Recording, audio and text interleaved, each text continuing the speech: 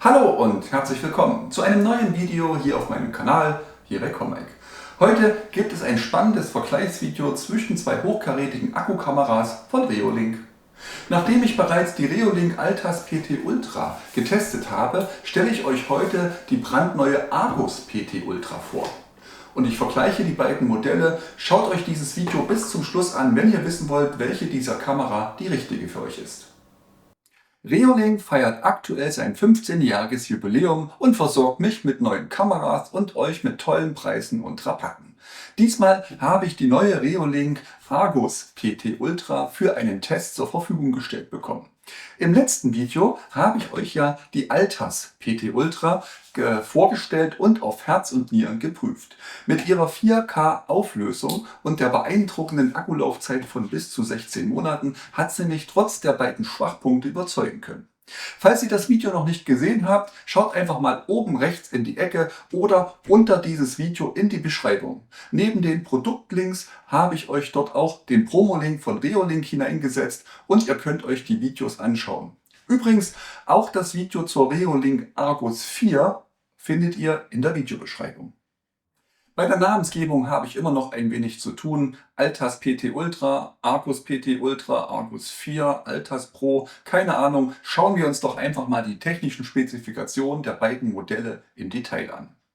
Beide Kameras bieten eine beeindruckende 4K Auflösung mit jeweils 8 Megapixeln, bedeutet 3840 x 2160 Pixel, die für gestochen scharfe Bilder sorgen. Die Bildrate ist mit 15 Bildern pro Sekunde nicht ganz so gut, wie sie meiner Meinung nach sein müsste, aber wir reden hier von Akkukameras, da muss auch Energie gespart werden. In der Nachtsicht gibt es Unterschiede. Beide Kameras bieten Farbnachtsicht, aber die Altas nutzt Reolinks fortschrittliche Color X Farbtechnologie, die auch bei wenig Licht klare Farbbilder liefert, ohne dass Infrarot-LEDs oder Spotlights eingeschalten werden müssen. Die Argus PT Ultra hingegen setzt auf Spotlight-LEDs zur Farbnachsicht. Kurz gesagt, die Altas PT Ultra benötigt deutlich weniger Licht, um farbige Nachtbilder zu liefern. Beide Kameras unterstützen natürlich Dualband WLAN mit 2,4 und 5 GHz. Und sie sind damit auch in stark frequentierten Netzwerken relativ gut unterwegs. Ich hatte bisher noch keine Probleme mit Verbindungsabbrüchen oder Ähnlichem. Beim Speicher nehmen sich die beiden Kameras auch nicht viel. Die Altas PT Ultra unterstützt MicroSD-Karten, die ihr direkt einsetzen könnt, von bis zu 512 GB und ist natürlich kompatibel mit dem Reolink Home Hub, den ihr ja hier noch in meiner Ecke seht. Über den Reolink Home Hub Pro könnt ihr sogar 16 TB an Daten aufzeichnen.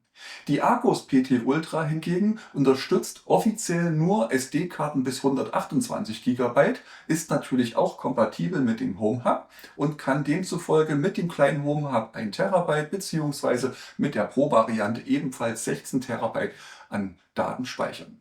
Beachtet bitte an dieser Stelle, dass beide Kameras mit den normalen NVRs, zum Beispiel meinem Reolink RLN 36, nicht kompatibel sind. Dort funktionieren sie einfach nicht. Beide Kameramodelle haben eine Bewegungserkennung, eine intelligente Erkennung von Personen, Fahrzeugen und Tieren.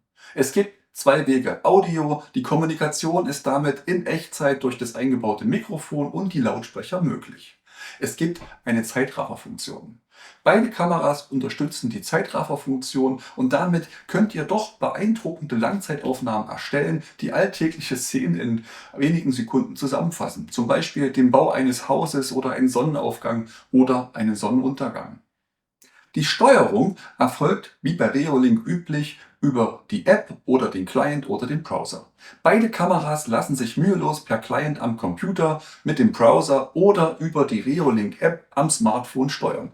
Egal wo ihr euch gerade aufhaltet, ihr könnt eure Kameras von überall aus überwachen und steuern. Die App bietet Funktionen wie das Echtzeitstreaming, Speichermanagement und natürlich auch die Konfiguration der Alarme, der Zeitrafferaufnahmen. All das könnt ihr bequem von unterwegs aus machen oder am großen Rechner mit einem großen Bildschirm. So wie ihr das möchtet. Es funktioniert natürlich auch beides nebenher.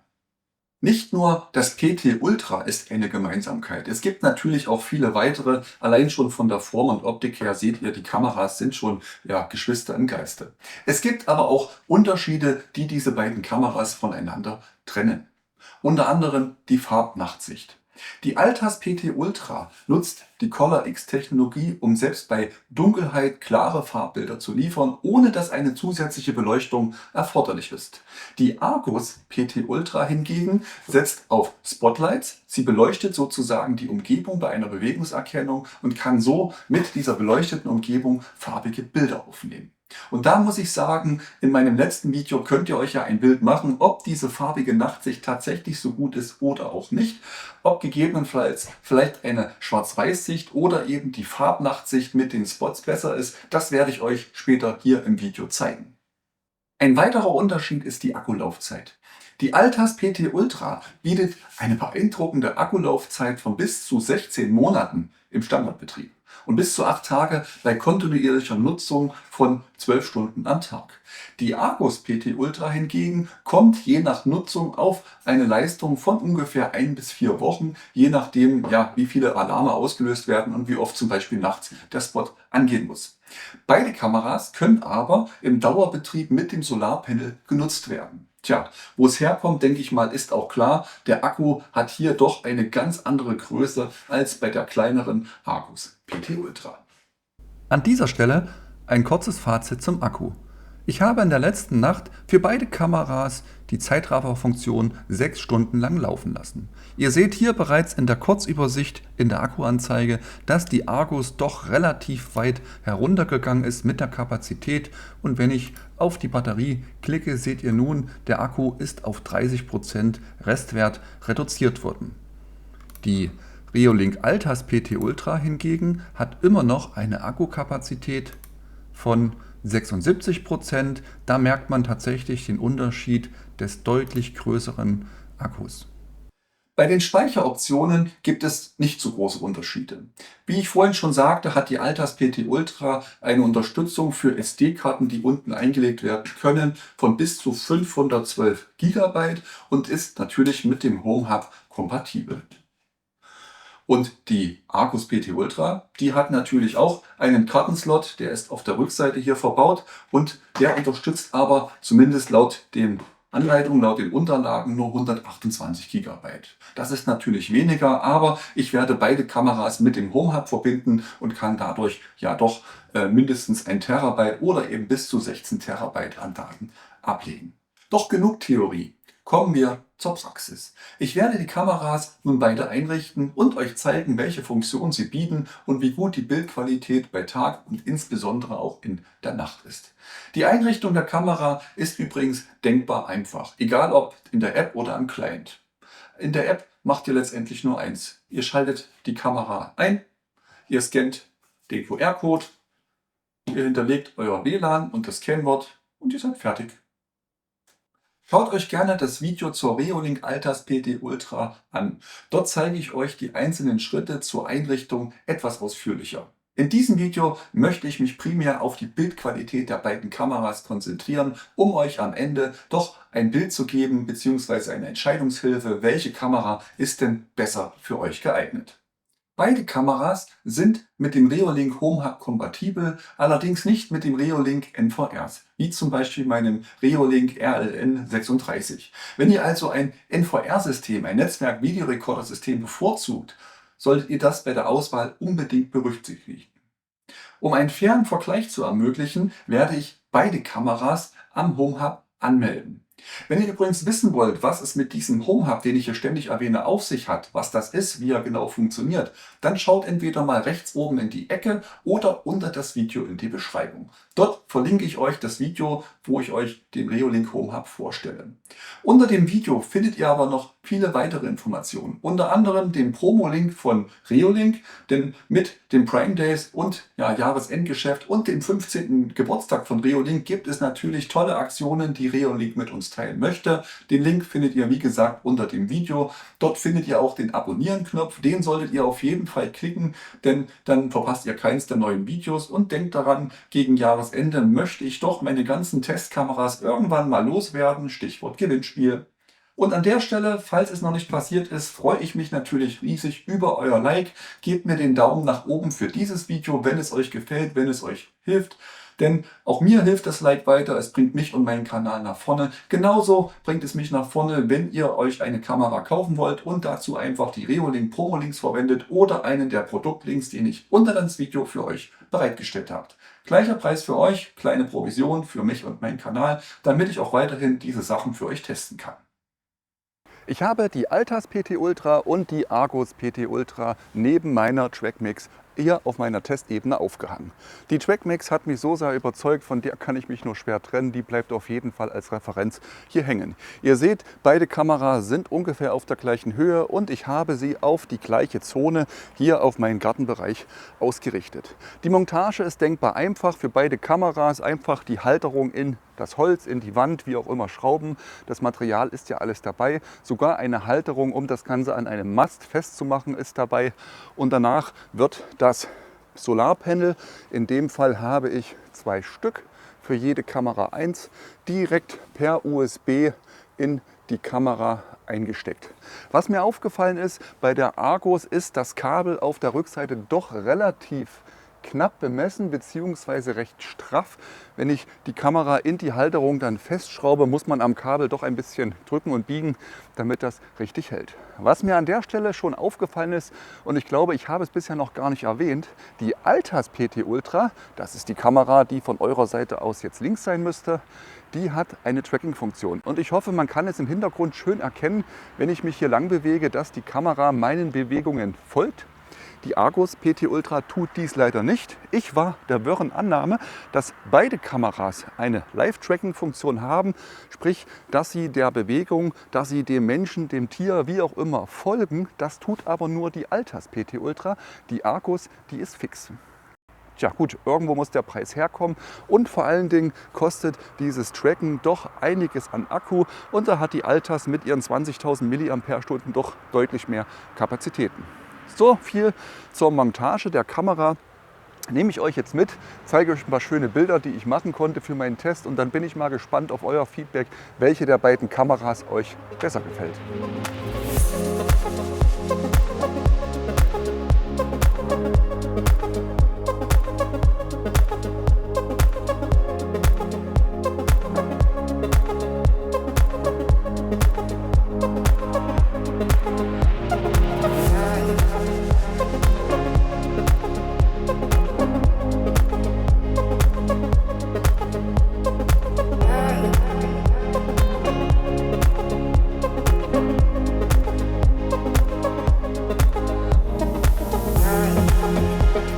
Das waren jetzt die Aufnahmen, die ich einfach mal in den letzten Tagen gesammelt habe. Speziell die Aufnahme, die letzte, die ihr gesehen habt, diese kleine Verfolgungsjagd, die sich hier auf meinem Grundstück ereignet hat. Tja, die Polizei diesem jungen Mann da hinterhergerannt ist. Die Altas PT Ultra hat die Aufnahme aufgenommen, leider etwas spät angesprungen und die Argus PT Ultra, diese Aufnahme habe ich überhaupt nicht, denn die Kamera hat sie einfach nicht aufgenommen. Aus diesem Grund einfach mal für euch zum Vergleich die Trackmix daneben gestellt, damit ihr seht, wo dann doch die Unterschiede zwischen einer stromversorgten und einer akkubetriebenen Kamera sein können. Was gibt es sonst noch zu sagen zur Kamera? Tja, die Argus PT Ultra ist nicht die brandneue Kamera, für die ich sie gehalten habe. Sie ist schon etwas länger am Markt und ich denke, die Altas PT Ultra ist eine Art Weiterentwicklung. Das ist der große Bruder, die hat einfach mehr Kapazität, sie hat eine schnellere Aufnahme, sie hat mehr Möglichkeiten. Das hat sich durchaus bemerkbar gemacht. Was die Nachtansicht angeht, habe ich auf der einen Seite diese farbige Nachtansicht, mit der ich bei geringer Beleuchtung, möchte ich immer wieder dazu sagen, doch schöne Farben habe. Die Argus PT Ultra, die hat diese Schwarz-Weiß-Ansicht. Meiner Meinung nach finde ich die persönlich ein wenig schöner, wenn es gestochen scharf ist.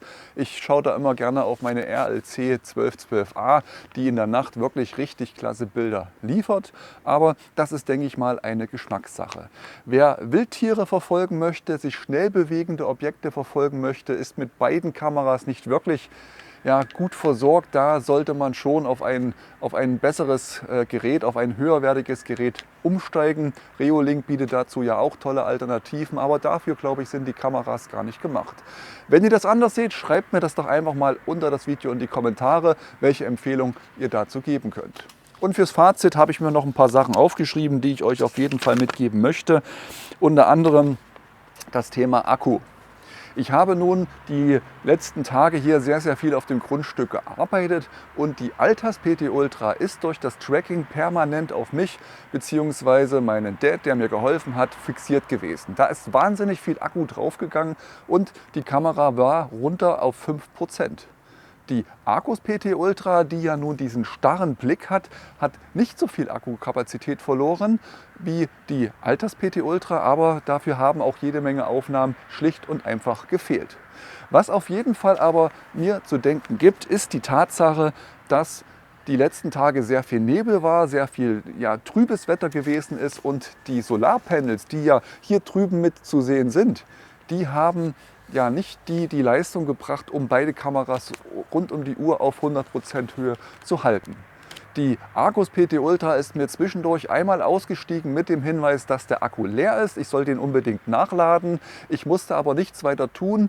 Obwohl die Kamera getrennt war, war sie kurz danach, nachdem die Sonne dann doch mal wieder durchkam, automatisch wieder online. Also, wenn der Akku leer ist, keine Angst, die Kamera findet automatisch das Netz zurück und reaktiviert sich selber über das WLAN.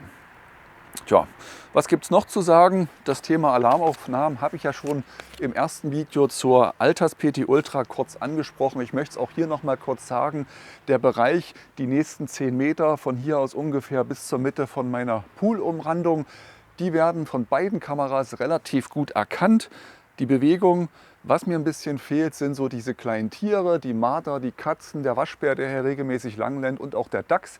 Mit der Trackmix habe ich das regelmäßig drauf. Die beiden Kameras haben das Ganze nur sporadisch erfasst und alles, was über die 10 Meter hinausgeht, das fehlt zum großen Teil völlig. Denn die Technik ist nun mal eine völlig andere. Diese beiden Akkukameras mit PIR-Sensor, die reagieren auf die Wärmesignaturen, so wie ich das verstanden habe. Und deswegen werden da eben nicht alle Sachen erkannt. Der große Vorteil gegenüber zum Beispiel der Trackmix, die ja hier daneben hängt, ist aber der, dass mangels fehlender Infrarottechnik, die Infrarot-LEDs, die ja auch Insekten und Spinnen und ähnliches anziehen, dass ich speziell bei der Altas PT Ultra keine Spinnweben habe. Ich habe keine Insekten, die vor der Linse herumgekrabbelt sind. Bei der Argus PT Ultra war es ein einziges Mal. Bei meinen anderen Kameras, die hier im Test hängen, da ist das regelmäßig so, dass ich mit meiner Bürste jedes Mal durch muss und muss das Ganze reinigen. Tja, jetzt habe ich eine ganze Zeit erzählt, ich habe mein Fazit gegeben. Unterm Strich muss ich sagen, wenn ihr aufs Geld gucken möchtet, wenn ihr ein kleines Budget habt, wenn ihr nicht so viel ausgeben wollt und wenn ihr nur einen begrenzten Bereich aufzeichnen wollt, insbesondere was die Raumtiefe angeht, dann seid ihr mit der Argus PT Ultra ganz gut dran. Die Kamera bietet eine gute Nachtsicht in Schwarz-Weiß, eine sehr gute Tagsicht, wie ihr jetzt hoffentlich sehen könnt. Ihr habt das Mikrofon, den Lautsprecher, alles mit dabei. Und wenn ihr ein bisschen mehr Geld ausgeben möchtet, immer noch im Akkubereich sein wollt, dann greift zur Altas PT Ultra. Diese Kamera hat mit der Auto-Tracking-Funktion doch ein ganz anderes Level. Die verfolgt die Objekte hinterher, auch wenn es nicht immer zu 100% zuverlässig funktioniert hat. Wenn ihr noch ein bisschen mehr Geld ausgeben wollt und Tracking euer Ding ist, dann schaut doch einfach mal zur Trackmix. Den Link zum Video findet ihr oben. Das ist nochmal eine ganz andere Klasse. Allerdings dann keine Akkukamera mehr, sondern da braucht es dann schon eine Stromversorgung über PoE und ähnlichem. Wie ist eure Meinung zum Video? Gebt mir doch mal ein Feedback zu meinem Video und vor allen Dingen zu diesen beiden Kameras. Welches ist euer Favorit? Welche Kamera hat euch am meisten überzeugt? Schreibt mir einen Kommentar unter das Video in die Kommentarspalte. Abonniert meinen Kanal, wenn ihr das noch nicht getan habt, gebt mir das Like, um auch weiterhin dabei zu sein, um meinen Kanal voranzubringen. Und denkt dran, in Kürze möchte ich meinen ganzen Bestand an Testkameras doch mal nach draußen werfen. Ich möchte das Ganze verlosen, also das Abo lohnt sich für euch auf jeden Fall. Was sich auf jeden Fall auch lohnt, ist einen Blick unter das Video zu werfen. Dort findet ihr nämlich die Promo-Links von Reolink. Wir haben Prime Days, wir haben Geburtstagswochen und noch Sonderangebote. All das erwartet euch, wenn ihr da einfach mal auf den Link draufklickt.